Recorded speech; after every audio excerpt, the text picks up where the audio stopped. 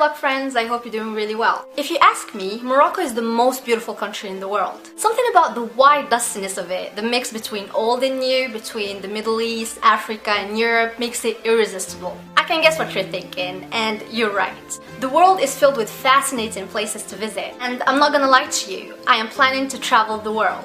But if there is one place I can call home, it would always be Morocco. And that's why I want to give you 10 reasons why you should definitely visit Morocco.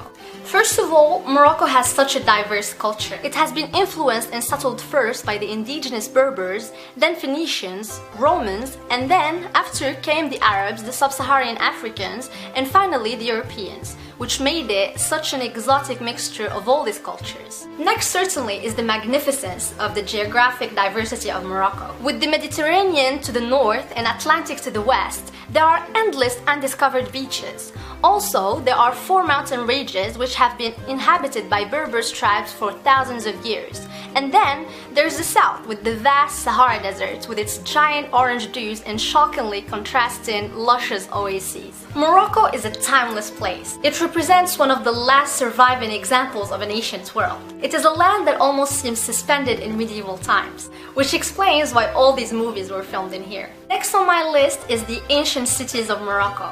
I have been a Moroccan for the past 23 years, and strolling through the narrow alleyways watching the locals going through their daily chores is such a joy to me. Handicrafts. I have always been fascinated with the vast array of exquisite handicrafts in my country. These arts have been passed on from generation to generation, which reveals the traditions of this ancient society. And the traditional Islamic architecture employs the art of tile work, stucco work, and woodwork. Yes, Morocco is a magical land of beautiful art.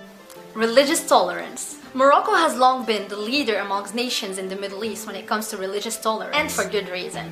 The presence of Christians and Jews dates back several centuries, even though their numbers have fluctuated over time. The 1492 expulsion of Muslims and Jews from Spain led to an influx of followers of these faiths into Morocco, while the legacy of colonialism contributed a sizable number of Christians as well. And while the numbers pale in comparison to the multitudes of largely Sunni Muslims, the fact is that, for the most part, each of these communities has lived in peaceful coexistence with the others for a really long time. The cuisine of Morocco. The food is extraordinary and is often compared to other ancient food traditions. The weather.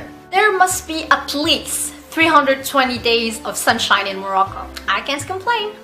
Morocco's music and folklore. From north to south and east to west, you'll hear different rhythms, tunes and beats. You'll doubt that these folklores are indigenously from the same country. But if you get to know that its people are not from one race, you'll surely understand why.